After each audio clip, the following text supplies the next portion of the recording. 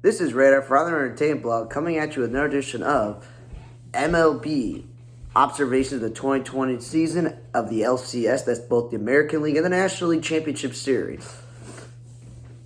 For those who are wondering, the Dodgers are clearly the favorite to win the World Series, and that's pretty obvious. They are also the favorite to win in this round.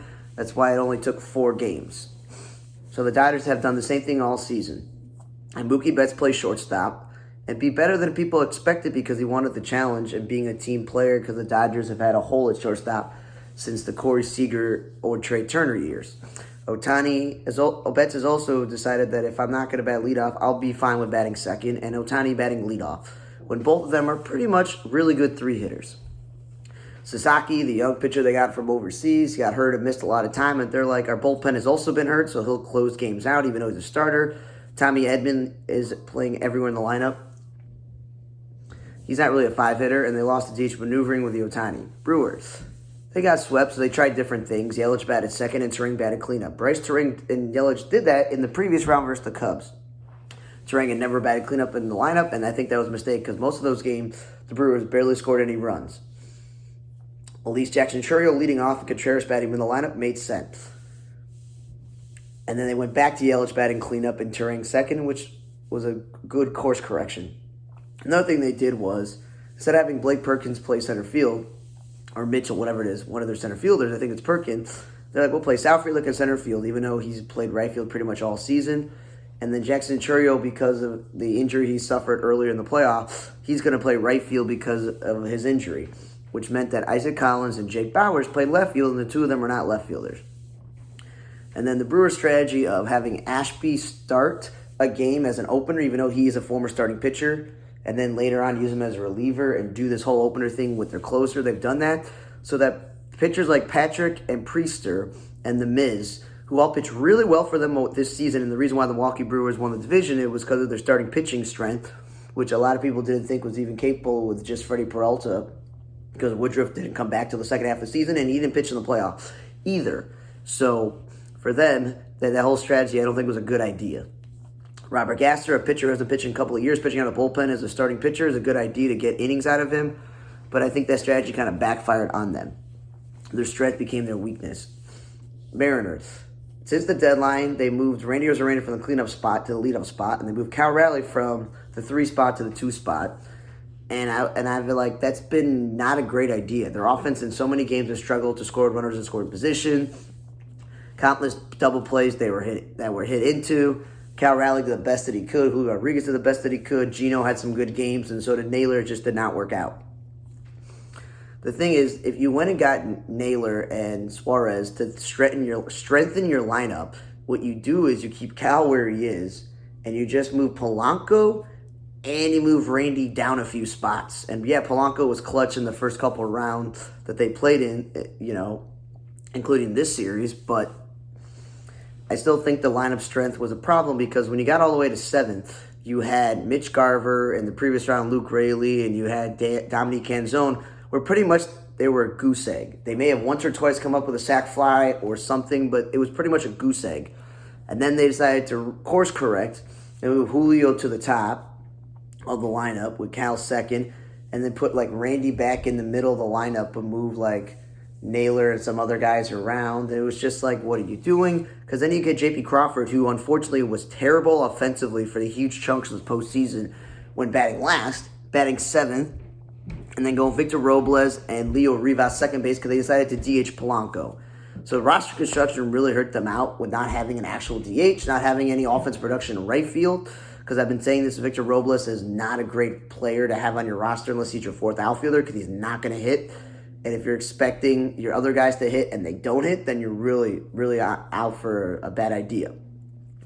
And then Brian Rue, I thought it was a mistake that he wasn't on the postseason roster in the previous round. Well, in this one, because they used all the starting pitchers in Game 7 against the Tigers, they had to go with the young guy, in the Logan Evans, because not Logan Gilbert, whatever his name is, the other Logan, to pitch in Game 1, and he actually pitched pretty well. But then Castillo, Gilbert, and Kirby were just not the same pitchers, and Wu didn't have a great postseason in the one appearance that he had. So for them, I think the lineup should have been staying where it was. Yes, I complained about J.P. Crawford hitting, but if he was still batting 1, and you put like a guy like Richard Robles last, who comes up and bunts when there's runners on, cool. And you maybe move Polanco to the 2 spot because he was making a lot of contact, getting a lot of hits. That probably would have been better. And you went Cal, J-Rod and Cal, followed by Gino and Naylor in some combination before getting to Randy or Rosarena. Or you just put Polanco 7th, maybe, lower the lineup. Then the lineup would have been a little more elongated in a way, and it was not. Blue Jays, I still have a problem with Springer leading off because he's supposed to be protection for Vlad, but he had an incredible postseason run. He's continued his great postseason career, but you wanted to come up with runners on. At least Nathan Luke's batting second makes sense, and Vlad is no longer doing that batting second, which he did for a few months of the season. He's batting third.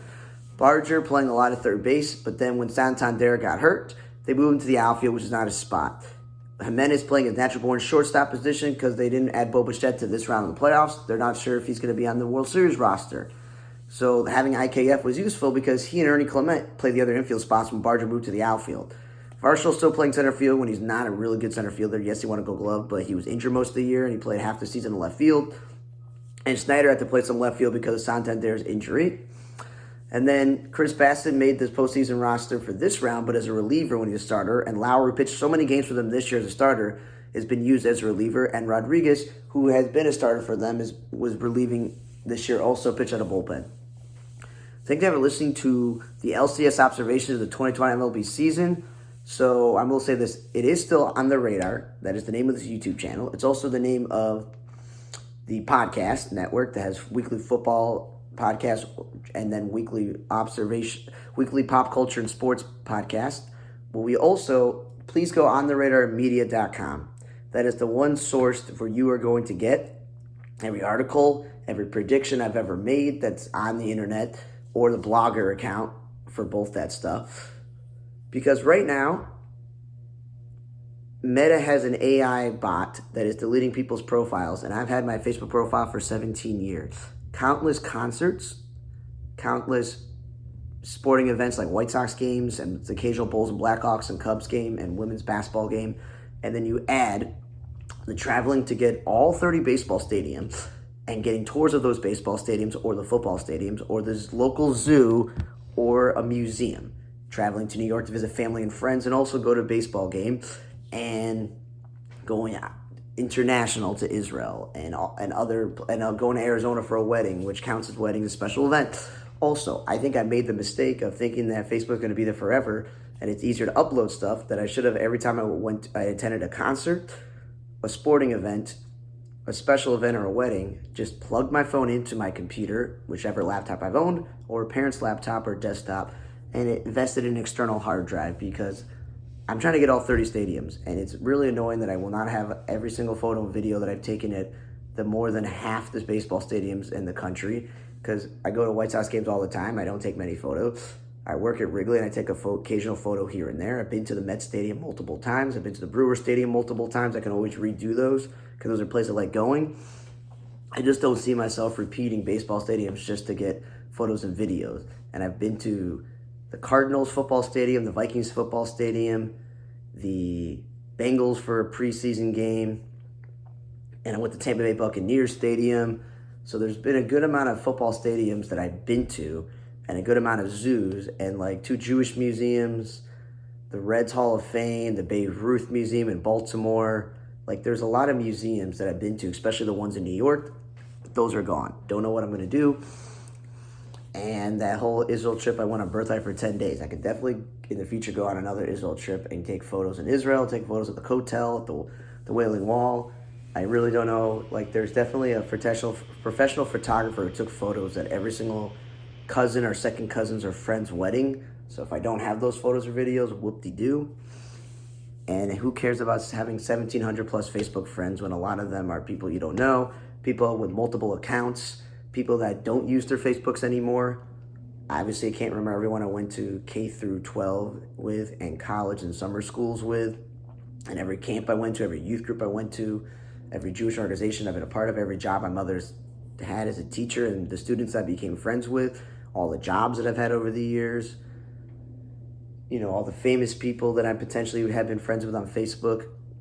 That it's hard to replicate, but it's not a big deal. What's also hard to replicate is to getting 1,000 followers on a professional Facebook page and say goodbye to my music page that I made in high school about me covering YouTube videos on my other YouTube account and writing lyrics. Whatever, it is what it is. The Kenny Williams page doesn't matter. That can disappear. I made a sports group called the Secret Society of Sports Fans where I mostly just posted baseball transactions to record baseball videos in the off-season. I also made a Brosephood group to keep up with my friends over the years I went to high school with about things with ladies in her life.